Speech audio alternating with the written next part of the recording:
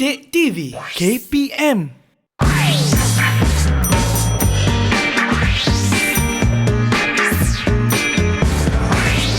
Didik TV KPM. Hello, Assalamualaikum dan selamat sejahtera kepada anda semua yang sedang menyaksikan Road to Success SPM 2021 bersama dengan saya hari ini, Wani Keri. Apa khabar anda semua? Wani harap anda semua sihat-sihat belaka kerana ialah sekarang ini kes kita semakin meningkat namun kita masih belum berjaya untuk putuskan rangkaian ini. Jadi, Wani nak pesan kepada anda semua, jadilah rakyat Malaysia yang bertanggungjawab untuk sentiasa patuh pada SOP. Pakailah hand sanitizer, banyak kali pun pakailah pelitup muka dan paling penting jaga penjarakan sosial sekurang-kurangnya 1 meter. Alright, untuk topik kita hari ini adalah satu topik yang agak penting juga untuk kita semua belajar, iaitu subjek fizik. Nak tahu apa dalam fizik yang akan kita belajar hari ini? Kenalah tunggu dan kita akan tengok dulu profil guru kita pada hari ini. Mari kita saksikan.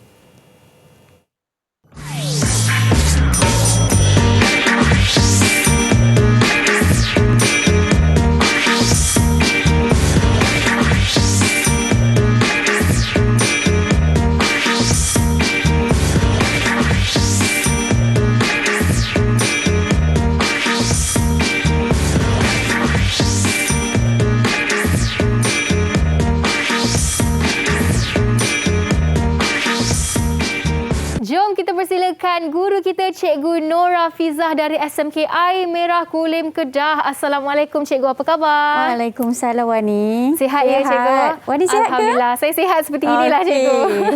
Okey, selamat datang ke studio Road to Success. Dan hari ini sebelum kita mulakan sesi pembelajaran kita, nak jugalah tahu apa sebenarnya akan kita belajar hari ini. Sebab Wani nampak Cikgu ada bawa hadiah lah untuk Wani ni. Kita nak belajar apa ni Cikgu hari ni? Betul Wani, tu kita nak tunjuk sekejap lagi. Yang sebenarnya hari ni kita nak belajar tajuk gelombang bagi fizik tingkatan 4. Okey, tajuk ni Wani sebenarnya murid belajar dalam bab yang kelima dah. Okey. Daripada 6 bab. Alright, so kita akan belajar gelombang. Ya, betul. Wow, tu yang cikgu bawa ini namanya apa cikgu? Okey, yang itu kita panggil spring slinky. Spring slinky. Kan ada banyak nama budak-budak main. Ya, cikgu ni memang childhood tapi saya tak pernah malah main yang besi punya cikgu. Sesuatu yang lain daripada lain. Okey, kita nak tahu lebih apa yang akan cikgu ajar hari ini, tapi sebelum tu kita nak ajak cikgu untuk pakai hand sanitizer lah. Ini dia. Okey, so saya cikgu boleh pakai hand sanitizer. Okey, baik. Wani pun akan pakai sekali. Ini sebagai langkah berjaga-jaga sepanjang program ini dan Wani nak bagi tahu sepanjang program kita akan pakai pelitup muka sebagai langkah berjaga-jagalah. Dan sekarang ini kita nak berkenalan dengan anak murid cikgu yang akan sama-sama dengan kita selama 1 jam ini. Jom kita bawakan semua pelajar cikgu yang akan sama-sama join kita dalam Road to Success hari ini. Mari kita panggil mereka semua. Ada tak? Assalamualaikum, apa khabar semua? Sihat? Hai semua. Boleh unmute mic tu. Cakap hello. Jangan malu. Hello. Okey. Tu dia. Kita nampak ada berapa pelajar di sini? Ada 6 pelajar. Jom kita nak perkenalkan nama mereka. Kita minta mereka perkenalkanlah diri mereka ya. Kita mulakan dengan Kuan Goi Ching. Dipersilakan. Kuan Choi Ching. Salam sejahtera, nama saya Kuan Choi Ching. Okey. Kuan umur berapa? 17 tahun ini. Alright. Seterusnya kita nak tanya Nurul. Okey, Hai, Nurul. selamat sejahtera. Nama saya Nurul Hasuna. Boleh panggil Hasuna. Hasna. Okey, terus kita nak tanya Deva. Deva. Okey, dipersilakan Deva. Bagi tahu nama dan umur anda. Salam sejahtera, nama saya Dewa Sulaiman. Boleh panggil saya Dewa, saya umur 17. Alright, seterusnya kita nak tanya Pratiba. Hai, selamat sejahtera Cikgu dan Kak Wani. Ya, saya. Nama saya Pratiba Sudaga, boleh panggil saya Pratiba dan saya berusia 17 tahun. Ini dia antara seorang pengawas yang mewakili pengawas di sekolah ya. Seterusnya kita nak tanya Nias. Hai, Assalamualaikum dan salam sejahtera. Nama saya Nias Natasha binti Shazli, boleh panggil Nias. Saya berumur 17 dan akhir tahun. sekali kita ada Mahdi. Silakan Mahdi. Assalamualaikum dan salam sejahtera. Saya Muhammad Mahdi bin Muhammad Syarul, boleh panggil saya Mahdi. Alright, itu dia nampaknya semua anak murid cikgu dah perkenalkan diri mereka. Ya, betul. Dan kalau anda semua sudah bersedia untuk belajar dengan cikgu, make sure ada ni semua jawapan sebab kejap lagi cikgu nak tanya soalan kan? Ya, betul. Soalan mengenai gelombang. Betul. Dan jangan ke mana-mana kerana kita akan kembali dalam Road to Success SPM 2021 sebentar saja lagi.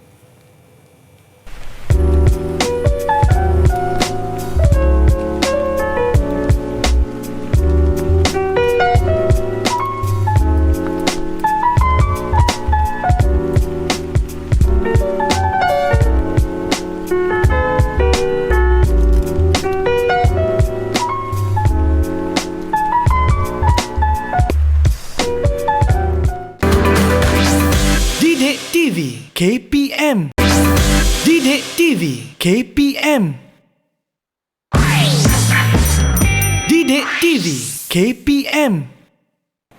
Dalam topik ini ada beberapa perkara yang perlu diingati. Yang pertama adalah rumus gelombang.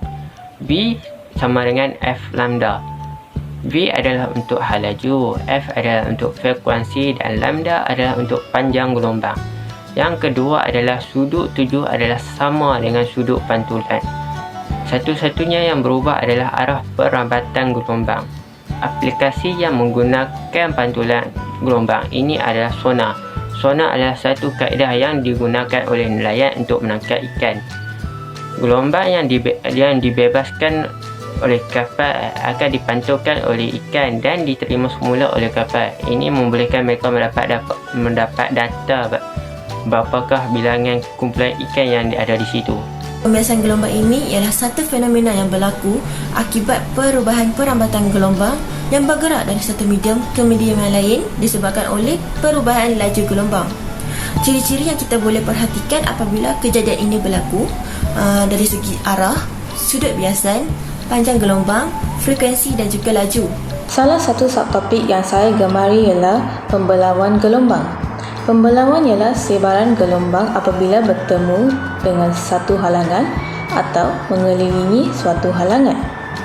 Ciri-ciri pembelawan gelombang ialah frekuensi, panjang gelombang dan laju rambatan gelombang tidak berubah.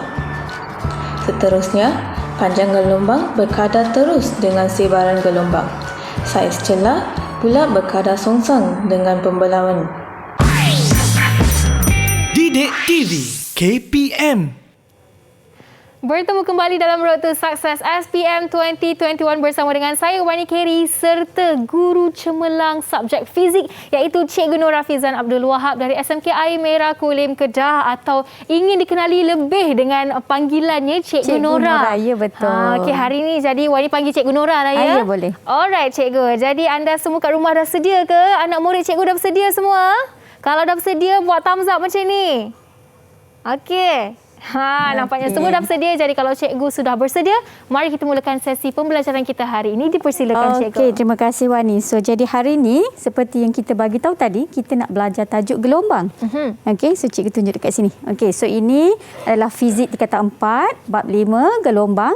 Okey, daripada keseluruhannya murid yang akan belajar dalam tingkatan 4 ni ada 6 bab keseluruhannya. Jadi hari ini kita nak ulang kaji semulalah. Okey. So sebelum kita terus kepada konten, kita tengok dululah sedikit pengenalan. Okey. Jadi dekat sini cikgu ada sediakan satu gambar. Jadi gambar ni kalau Wani tengok gambar apa? Kat sini biasa ni. Tengok. Ini adalah instrumen muzik cikgu. Okey, instrumen muzik. Tapi apa kaitan dengan tajuk kita hari ni? Kita minta student jawab boleh? Boleh. Jom kita tanya. So siapa nak jawab? Boleh angkat tangan. Siapa nak jawab soalan pertama dari cikgu ni? Awal dah tanya soalan. Okey. Tak ada siapa angkat tangan. Cikgu kena pilih lah cikgu. Nak pilih. Sebagai permulaan. Sebagai permulaan nak pilih, kita pilih Kuan. Kuan. Boleh Kuan? Boleh cikgu. Okey. So apa yang kamu rasa kaitan alat muzik ni dengan tajuk yang kita nak belajar hari ni?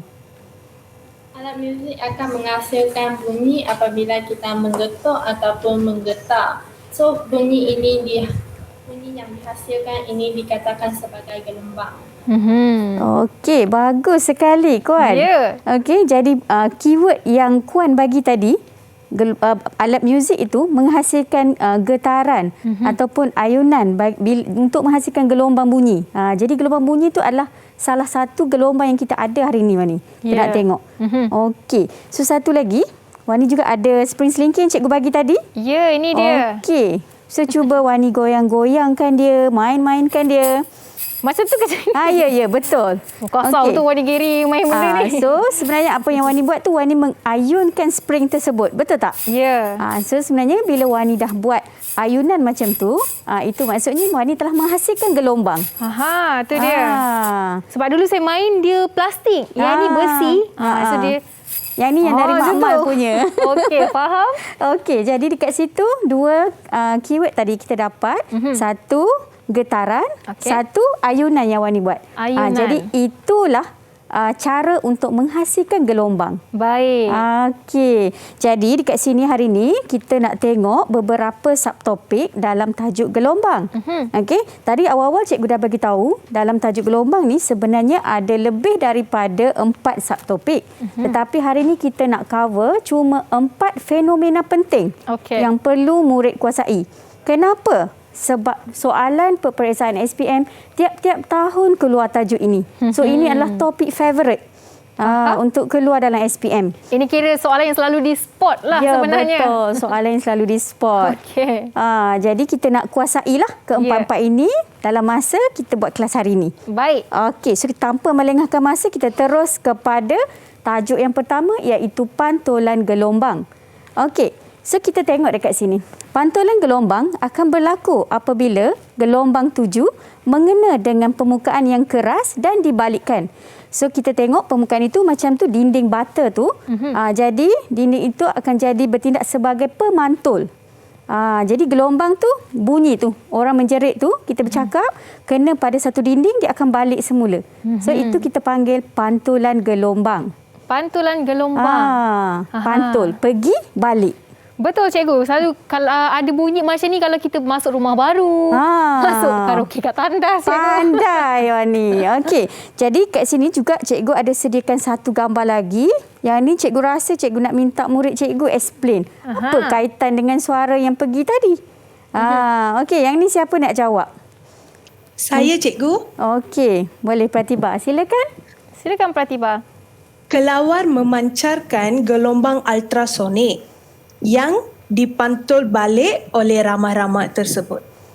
Okey. So, Pratibha ada sebut gelombang ultrasonik pula. Apa itu gelombang ultrasonik? Jadi Deva boleh bantu cikgu tak?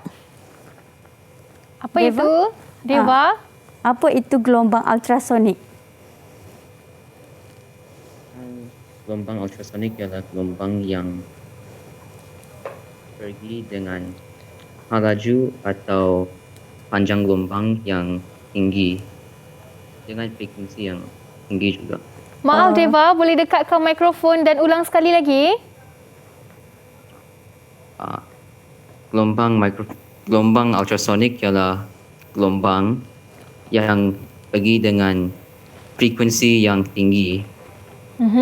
Ya, betul Deva. Betul. Jadi dekat situ keyword dia frekuensi yang lebih daripada 20,000 Hz. Okey. Jadi kelawar tu mengeluarkan bunyi. Jadi kita sebagai manusia biasa kita tak dengar Wani bunyi tu. Hanya kelawar je dengar. Sebab kita pendengaran manusia kurang daripada 20,000 Hz. Okey. Jadi dekat sini kita boleh tengok dalam bentuk animasi fizik lah. Kalau kita buat eksperimen dalam kelas, kita gunakan gelombang air. Jadi kita letak satu pemantul. Jadi gelombang tu masuk ke sini. Yang Wani nampak warna pink ni. Okey, gelombang 7. Jadi dia akan dipantulkan ke bawah. Jadi ciri-ciri yang kita boleh tengok dekat sini. Okey, cikgu tunjuk dekat jadual di sebelah. Okey, sudut 7 sentiasa sama dengan sudut pantulan. Kita boleh tengok dekat sini. I dengan R itu sama besar. Jadi untuk pantulan dia sentiasa sama. Okey. Dengan panjang gelombang, frekuensi dan laju pula tak berubah. Tapi ada satu sahaja yang berubah, iaitu yang terakhir, iaitu arah dia. Kalau kita perasan, pergi balik arah lain. Jadi hanya itu saja yang berubah dalam pantulan gelombang. Arah perambatan. Arah pergerakan dia lah. Okey. Okey, so dia berubah dengan syarat sudut tuju sama dengan sudut pantulan. Okey, jadi kita dah belajar dah pantulan ni. Kita cuba soalan sedikit dengan murid-murid boleh? Boleh, cikgu. Okey, so adakah semua dah bersedia? Okey, jadi kita ada soalan yang pertama. Antara rajah yang berikut, yang manakah menunjukkan corak pantulan gelombang air dengan betul? Boleh cikgu minta Nias jawab? Nias. Boleh, cikgu. Okey, so silakan Nias. Jawapan dia B, cikgu. Okey, kenapa Nias cakap B? Sebab sudut tuju dia sama dengan sudut pantulan. Okey, kita tengok jawapannya. Okey, betul Wani. Maksudnya bagus sangat ni. Kita dah faham. Dia faham. Dia faham. Tadi pun Wani pun faham ke? Faham. Kita tengok kan sudut tuju sama sudut pantulan. Okey, kita cuba pula tengok dengan soalan yang kedua. Okey, soalan kedua, rajah menunjukkan sistem yang mengesan kandungan dalam perut wanita hamil menggunakan gelombang ultrasonik. Sama macam kes kelawar tadi. Gelombang ni tak bunyi kan buat ultrasound baby. So kita ada pemancar P dan kita ada penerima R. Jadi dekat situ apakah fungsi pemancar P dengan penerima R? Yang ni boleh tak Sudin bantu cikgu? Apakah jawapannya? Siapa nak bantu cikgu? Mahdi. Mahdi berebut dengan Hasuna. Okey, siapa yang Wani pilih? Kita bagi Mahdi dulu. Okey, silakan Mahdi. Pemancar P, fungsi pemancar P ialah memancarkan gelombang ultrasonik. Fungsi penerima R, menerima ultrasonik yang dipantulkan. Okey, so kita semak jawapan diorang. Okey, so cuba Wani tengok. Betul kan? Betul. Bagus Mahdi. Bagus Mahdi, tahniah. Okey, jadi dekat sini betul lah pemancar P tu yang memancarkan gelombang ultrasonik sama macam kelawar tadi mengeluarkan bunyi. Dan yang menerimanya adalah penerima R tu lah. Dia menerima semula. So, jadi kita dapat detect image bayi dengan menggunakan sistem ultrasound. Okey.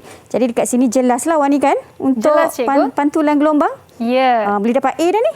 InsyaAllah bila saya ambil balik. Jadi sebab itulah dalam cuti-cuti sekolah macam ni pun kena belajar juga. Betul. Sebagai persediaan. Ya. Okey. So seterusnya kita tengok mengapa pula kita guna gelombang ultrasonik, kita tak guna X-ray nak check baby. Wani rasa Wani tahu tak kenapa? Boleh tak guna X-ray? Sebab tak silap saya X-ray untuk kita check tulang kita, cikgu. Baby pun ada tulang. Kenapa tak boleh? Mungkin kerana ada radiasi yang dihasilkan itu, cikgu. Okey. So kita tengok jawapan Wani ya. Jawapan Wani hampir tepat. Pandai ni. Masih ingat lagi yang fizik dulu ya. Saya tak ambil fizik, cikgu. Oh, tak ambil fizik tapi pandainya. Kita macam belajar dari kawan-kawan lah. Tapi kita juga belajar dari kita punya kehidupan seharian kan. Betul. Pernah ke hospital. Okey, jadi betul. Gelombang ultrasonik ni dia kita guna gelombang ultrasonik untuk bayi. Kita tak guna sinar X sebab sinar X ni berbahaya. Dia berfrekuensi tinggi. Jadi apabila dia berfrekuensi tinggi, dia boleh menyebabkan mutasi, kecacatan pada bayi tersebut. Bila dilahirkan nanti bayi tu cacat. Jadi kita tak nak yang tu berlaku. Ya. Okey. Jadi kat sini kita dah belajar kepentingan fenomena pantulan gelombang. Okey, so itu aplikasi dalam kehidupan seharian. So kita dah faham subtopik pertama, kita terus ke subtopik kedua. Boleh, cikgu? Boleh? Boleh. Okey, jadi dekat sini untuk subtopik kedua, kita akan tengok fenomena pembiasan gelombang. Jadi kita nak tengok apa beza tadi pantulan. Sekarang pembiasan. Pembiasan? Pembiasan tu apa dalam bahasa Inggeris tu, cikgu? Refraction of wave. Refraction. Okey. Yes. Okey, so biasanya kalau Wani tengok, kalau Wani pergi minum, guna straw, letak straw di dalam air. Apa nampak pada image straw tersebut? Nampak straight sama ke bengkok?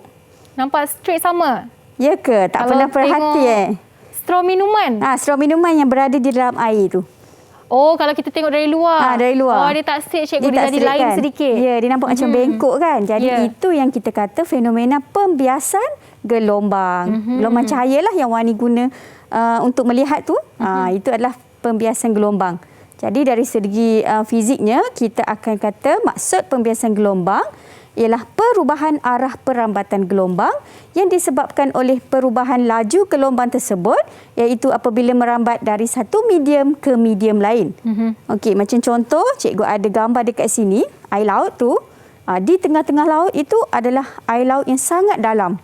Jadi kalau dekat tepi ni dah cetek. Betul. Jadi daripada kawasan air dalam ke kawasan air cetek, kita nampak dia punya gerakan rambatan gelombang membengkok tu, nampak kan? Nampak. Jadi selain daripada membengkok, dia punya laju juga berubah dan ada beberapa ciri lain juga berubah.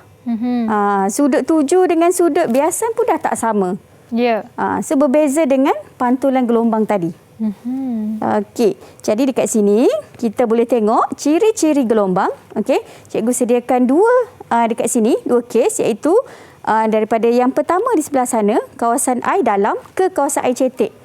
Contohnya kalau kita dari tengah lautan, kita nak menuju ke tepi pantai.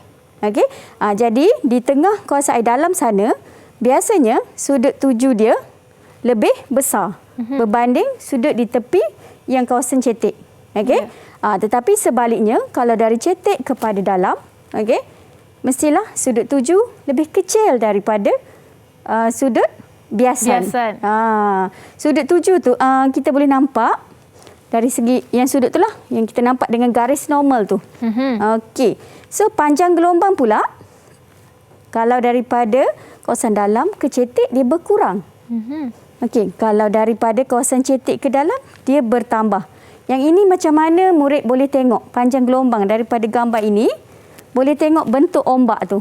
Kalau kita nampak dekat tepi pantai ombak kan? So ada satu ombak datang, dua ombak datang. So jarak antara satu ombak ke satu ombak tu kita panggil panjang gelombang. So Wani boleh tengok dekat gambar tu, garisan-garisan tu merujuk kepada panjang gelombang. So nampak yang sebelum tu besar kan? Yang selepas kecil. Jadi panjang gelombang akan berkurang. Macam mana? Faham? Faham, cikgu? Murid-murid cikgu di sana boleh faham ke tak? Mesti mereka lagi faham daripada saya, cikgu. Kerana mereka sedang belajar benda tu. Kalau faham, thumbs up dekat cikgu. Thumbs up semua.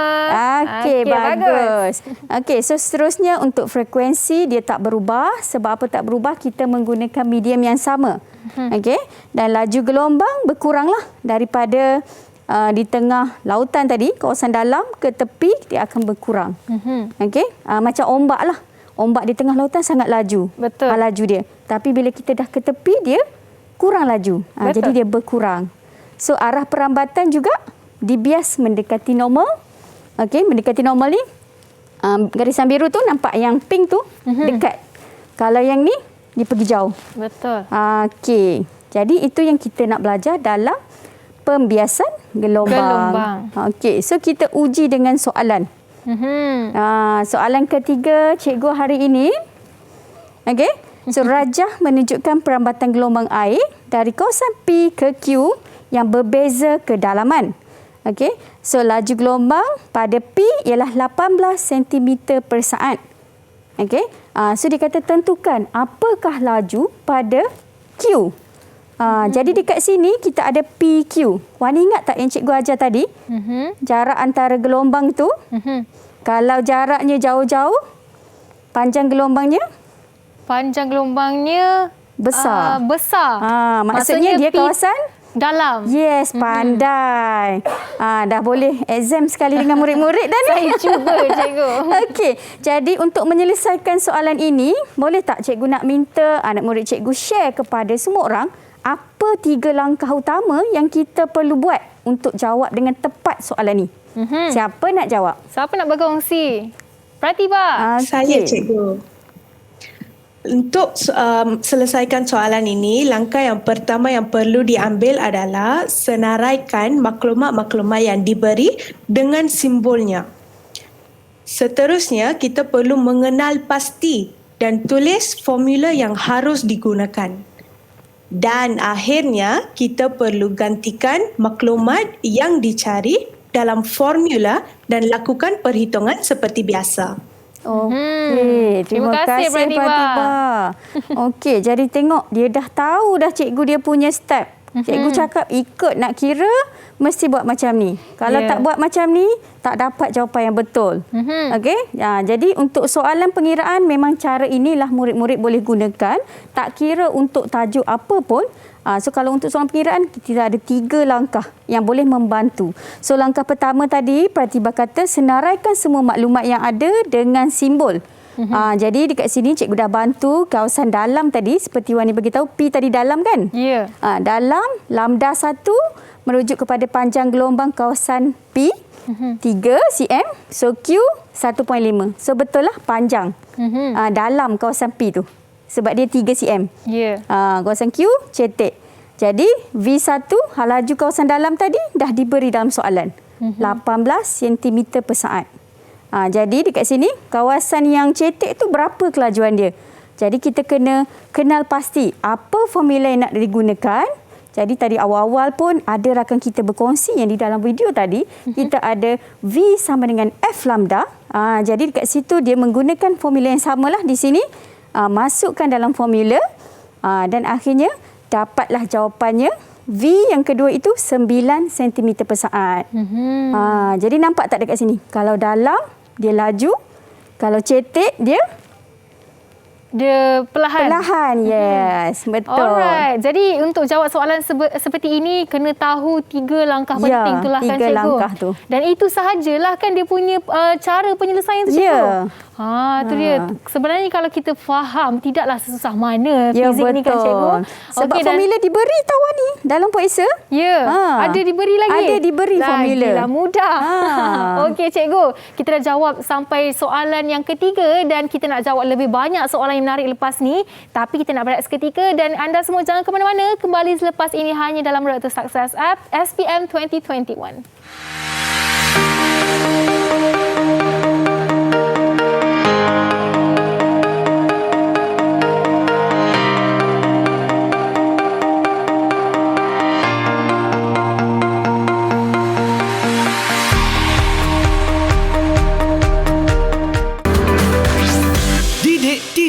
KPM.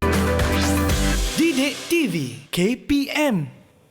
Bertemu kembali dalam Road to Success SPM 2021 bersama dengan saya Wani Keri serta guru kita hari ini iaitu guru cemerlang Cikgu Nora Fizan atau dikenali sebagai Cikgu Nora dan bersama dengan para pelajar dari SMK Air Merah Kulim Kedah bersama-sama dengan kita. Okey cikgu, kita dah buat pembiasan gelombang.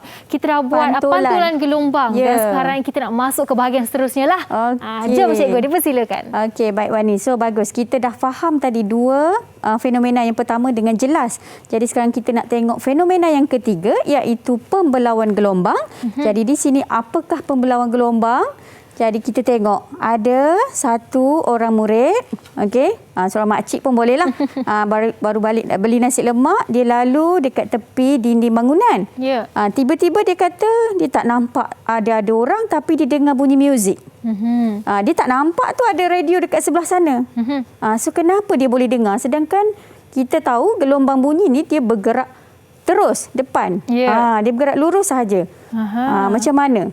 Jadi yang inilah yang dikatakan pembelauan gelombang. Okey, pembelauan gelombang ialah penyebaran gelombang apabila melalui satu celah atau satu halangan. Jadi dekat sini kita boleh tengok pada gambar ni bunyi tu telah disebarkan ke sebelah sini. Yang makcik tu lalu di sini. Jadi dia boleh dengar dengan jelas. Okey. Jadi dekat sini cikgu juga sediakan satu gambar lagi. Jadi yang ni kita boleh tengok Wani nampak itu air laut tadi kan? Yang masuk ke kawasan yang sempit. Betul. So kawasan sempit itu adalah celah lah. Dekat sini. Jadi apabila masuk, gelombang 7 masuk. So dia bila masuk celah ni, tengok dia dah berubah corak dia. Tadi dia masuk lurus. Sekarang dia dah membulat.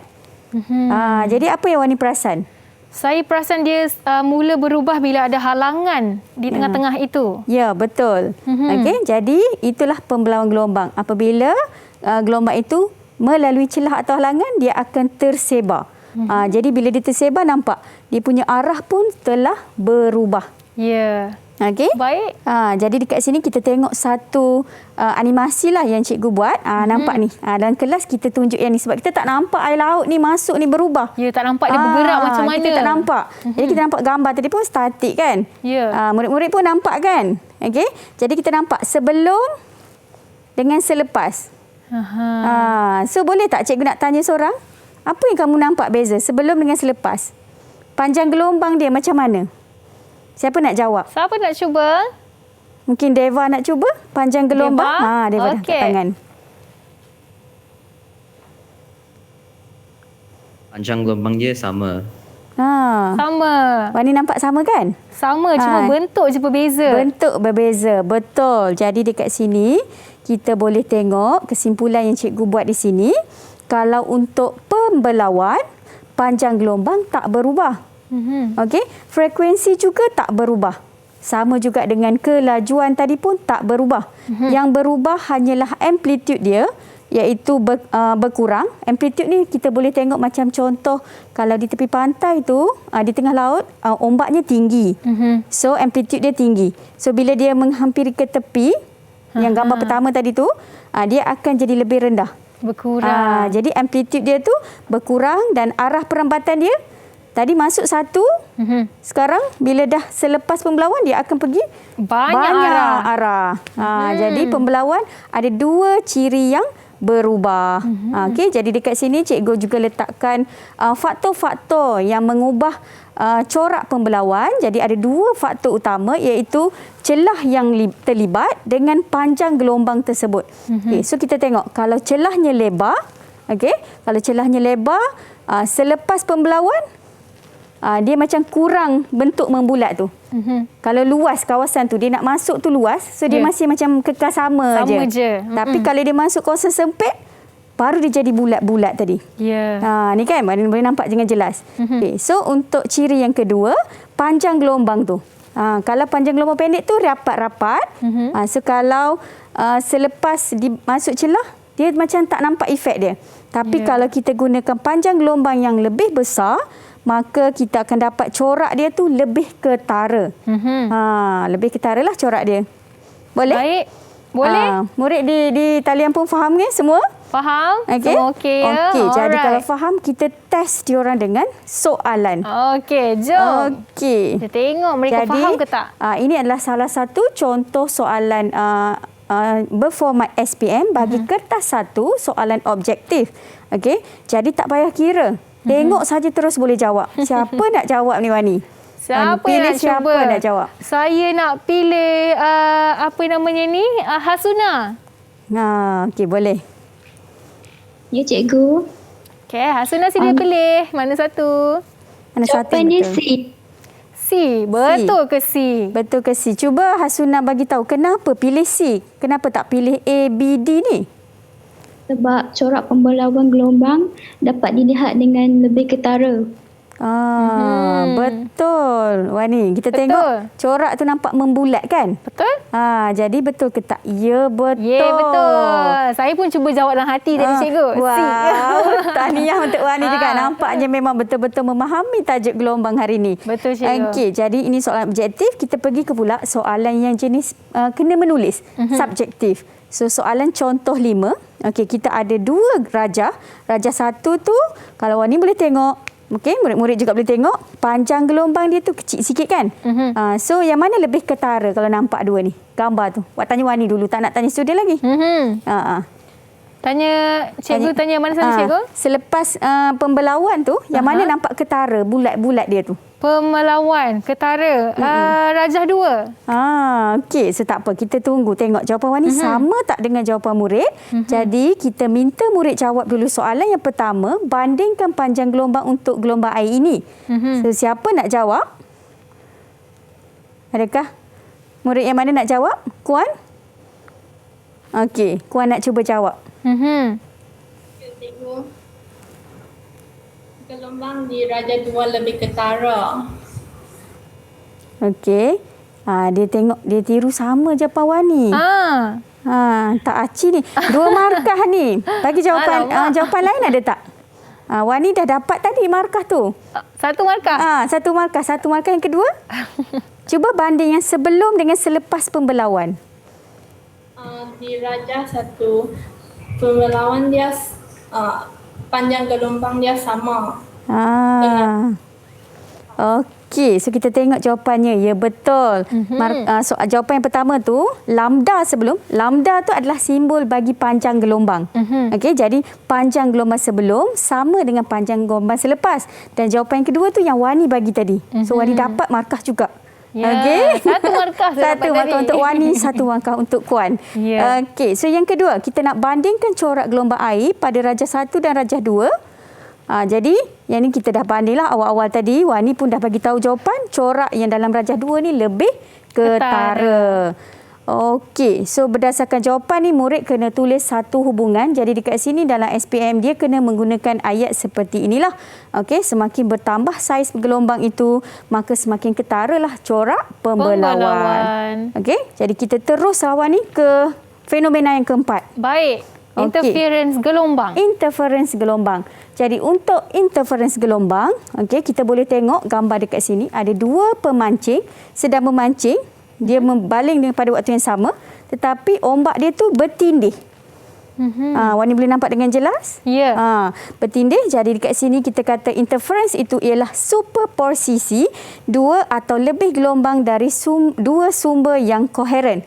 Koheren tu maksudnya sumber tu sama frekuensi dan sama fasa.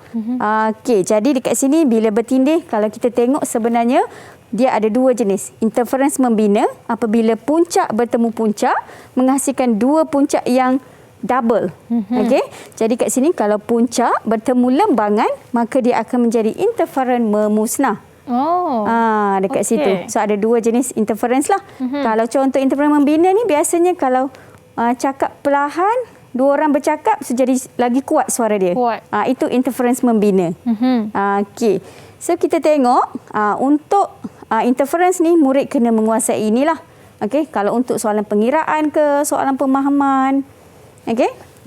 Jadi dekat sini dia perlu tahu formula lambda sama dengan AX per D, di mana lambda tu panjang gelombang, A adalah jarak antara dua sumber koheren, X adalah jarak antara garis antinod ke antinod ataupun node ke node, dan D adalah jarak dari sumber ke skrin.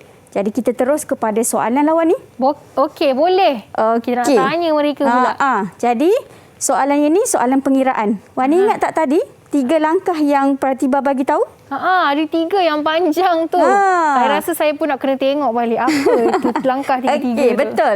Jadi cikgu pun akan guna langkah yang Pratibha bagi tahu tadi. Okey, langkah pertama senaraikan maklumat daripada soalan. Okey, kemudian kenal pasti dan tulis rumus yang digunakan, buat gantian numerical. Okey, jadi kita tengok maklumat yang ada, cikgu dah siapkan. So murid boleh tengok. Okey, cuba cikgu nak tanya ni. Kenapa dekat sini lambda dia cikgu tulis lain, dalam soalan lain? Dekat dalam soalan apa Wani nampak? 550 nm, nanometer. So nano kena tukar kepada imbuhan yang betul, darab 10 - 9. Kalau kat sini kita ada tu 24 mm. So kat sini cikgu dah tukar kepada, tak ada 24 sudah. Ke mana? So 24 tu sebenarnya dia dah dibahagi kepada berapa partition tu. Kita nak ambil satu partition je.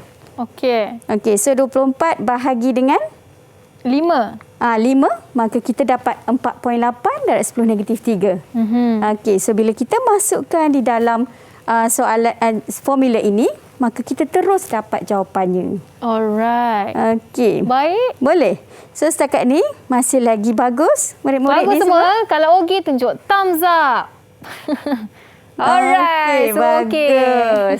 Okey, jadi kita ke soalan yang ke-7. Okay, dapat yang ni jawapan B tadi. Okey, soalan ke-7 kita nak bandingkan. Soalan yang sama macam tadi untuk interference, tetapi kita nak compare.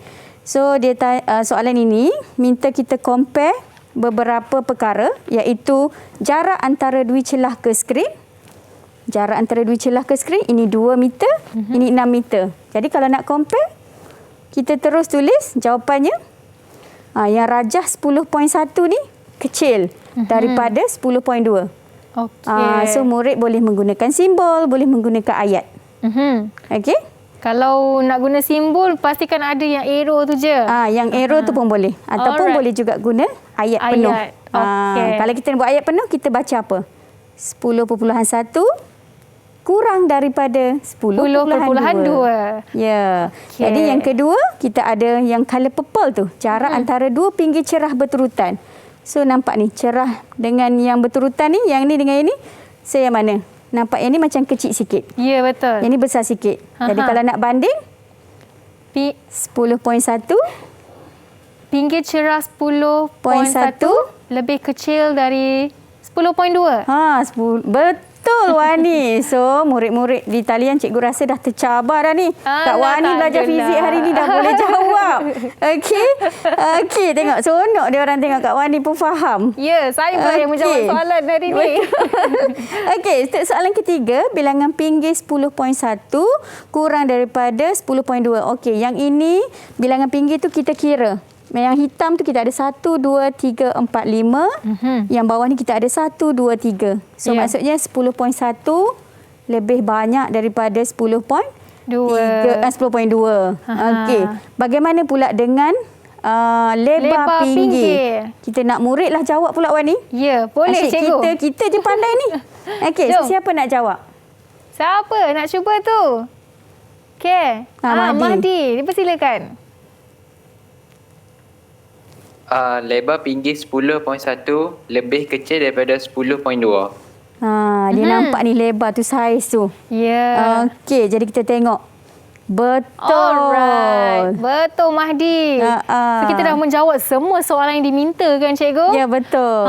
So kita dah sampai soalan contoh nombor 7 ni dan semestinya lepas ni ada lagi banyak kita nak belajar dengan cikgu ni, tapi sekarang ni Kak Wani nak bagi anda rehat dulu lah. Rehat cukup-cukup untuk selepas ini akan bersama dengan Cikgu Nora hanya dalam Road to Success SPM 2021.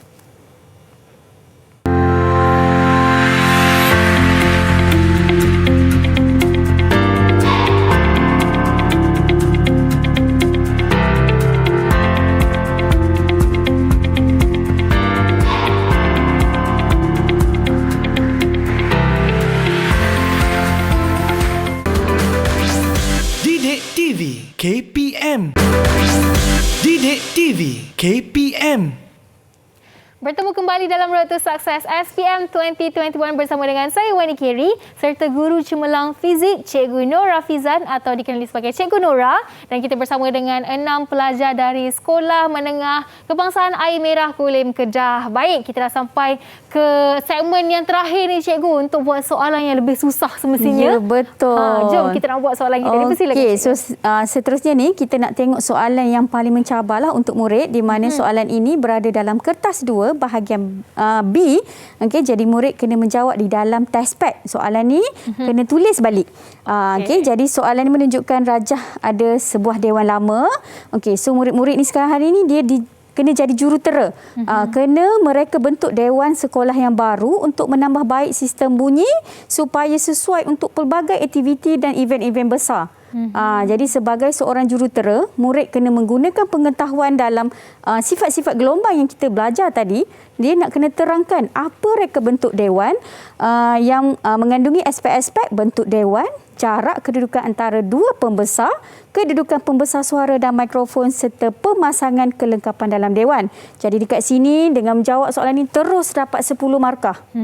Banyak tu cikgu. Betul. Jadi dekat sini kita tengok penyelesaiannya, murid kena buat dalam bentuk jadual. Okey, tetapi dia sebenarnya bukan wajib jadual, tapi cara ini mudah untuk murid jawab dan mudah untuk cikgu semak. Okey, jadi untuk ciri yang pertama tadi, siapa nak cuba? Siapa nak cuba ciri pertama? Okey, Deva nak cuba.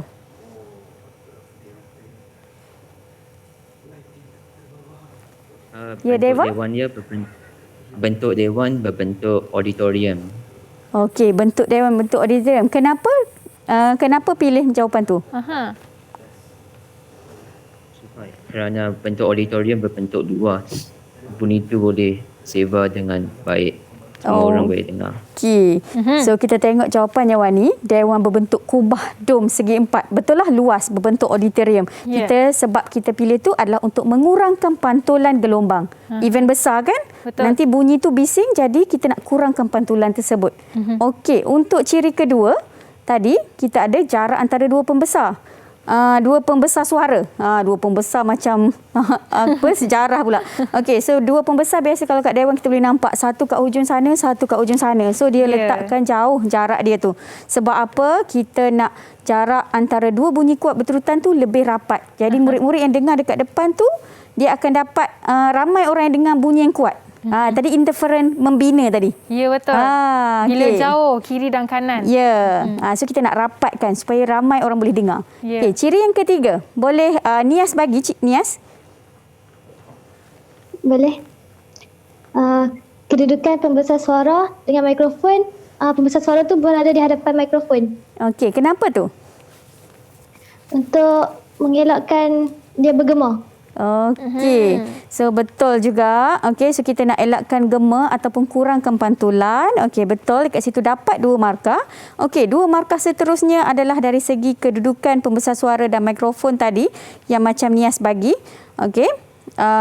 Tiada gema, elakkan bunyi bising hingar, dan 2 markah terakhir tu adalah banyak sikit pilihan jawapan yang murid boleh pilih. Okey, so dekat sini pemasangan kelengkapan dalam dewan, sama ada nak pasang langsir boleh, pemaidani boleh, dan penyerap bunyi pun boleh. Okey, jadi dekat sini apa reason dia ni kita nak pasang hiasan-hiasan ni?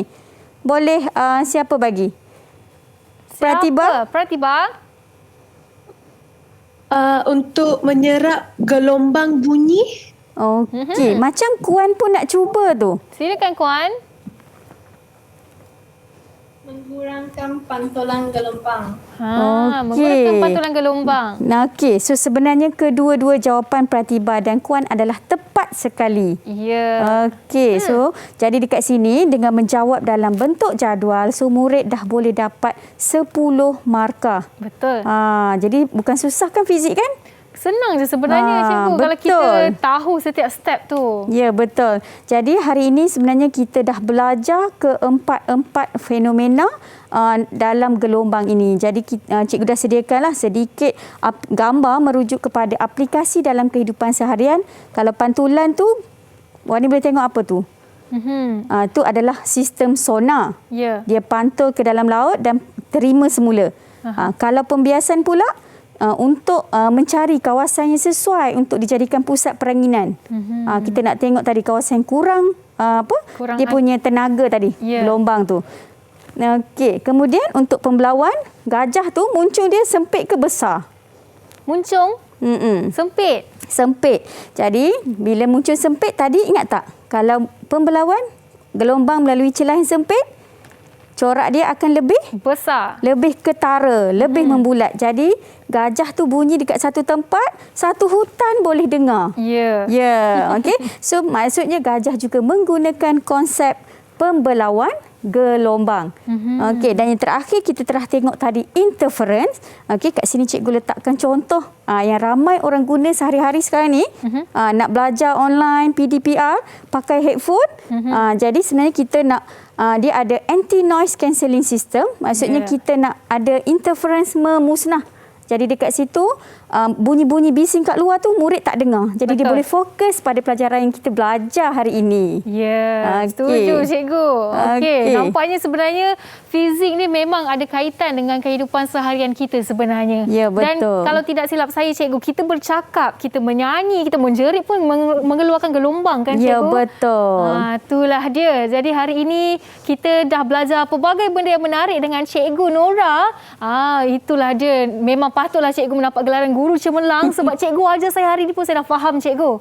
Alhamdulillah, saya rasa macam kenapalah saya tak ambil fizik dulu ya cikgu. Okey, mungkin cikgu boleh bagi sedikit rumusan dan kata-kata kata-kata semangat untuk anak cikgu yang akan mengambil subjek ini untuk SPM nanti, cikgu. Okey, so terima kasih Wani. Okey, jadi cikgu haraplah segala apa yang kita kongsikan hari ini, apa yang kita belajar hari ini, murid boleh ulang kaji, gunakan masa dengan sebaiknya waktu cuti ini. Okey, jadi kita ulang kaji walaupun kita masih dalam musim pandemik, tak ada masalah, kita belajar dan kita bersedia. Bila tarikh exam tu dia nak umumkan, tak kira bila, so kita bersedia sebelum diuji. Betul. Orang kata sediakan payung sebelum hujan. Ya, Jangan nak tunggu betul. exam baru nak belajar. Betul. Okey, itu dia. Jadi kita dah belajar pelbagai perkara yang menarik dan Wani nak ucapkan terima kasih kepada Cikgu Nur Hafizah Abdul Wahab selaku guru cemerlang fizik dari SMK Air Merah Kulim Kedah, dan Wani nak ucapkan terima kasih kepada semua pelajar kita. Ada Kuan Choi Ching, Nurul Hasuna, Nias Natasha, Devas Raymond, Pratiba dan juga Muhammad Mahdi kerana anda semua sangat sporting hari ini bersama dengan cikgu selama 1 jam ini. Ya, betul. Dan Wani doakan agar anda semua berjaya mendapat A+ dalam subjek fizik ini. Amin. Okey, jadi sekian saja dari saya, Wani Keri. Kita berjumpa lagi pada masa akan datang hanya dalam Road to Success SPM 2021. Bye-bye. Didik TV KPM. Okey, salam sejahtera. Nama saya Krishnamurti Subramaniam. Saya ialah waris kepada Devas Raymond dari Sekolah Menengah Kebangsaan Air Merah. Dan anak saya ni dia akan menduduki SPM 2021 tahun ini. Jadi pesanlah harapan saya seperti mana dengan ibu bapa yang lain, supaya semua anak-anak kita akan mendapat keputusan yang paling cemerlang. Tapi sebelum itu saya ucapkan terima kasih pertama sekali kepada semua cikgu yang telah berkorban masa dan tenaga untuk membuat program-program seperti ini. Jadi saya mengambil peluang ini untuk mengucapkan selamat maju jaya dan selamat berusaha. All the best. Assalamualaikum. Saya ibu kepada calon SPM 2021 Nur Ainul Fatihah binti Muhammad Afiz Zaidi daripada SPK Air Merah Kulim Kedah. Titik tolak sebuah kejayaan bermula daripada sekolah dan amat beruntung apabila sekolah tersebut memiliki guru yang cemerlang dan hebat. Mama mendoakan kakak dan kawan-kawan mendapat keputusan yang cemerlang dalam SPM nanti. Ingat kakak, ilmu adalah penentu segala-galanya dan SPM adalah penentu masa depan kakak. Buatlah sehabis yang baik untuk membalas jasa dan keringat guru yang tak berhenti mencurahkan ilmu kepada pelajarnya. Dan yang paling penting, jangan lupa berdoa kepada Allah Subhanahu Wa Taala. Assalamualaikum dan selamat sejahtera. Saya Puan Faizah binti Arifin kepada anak saya yang akan menduduki SPM tahun 2021 dikala negara kita dilanda wabak COVID-19. Diharap beliau dapat memberi tumpuan kepada pelajaran, ikuti PDPR sebaik mungkin, ulang kaji pelajaran dan jangan lupa berdoa agar cemerlang dalam SPM 2021. Sekian, terima kasih.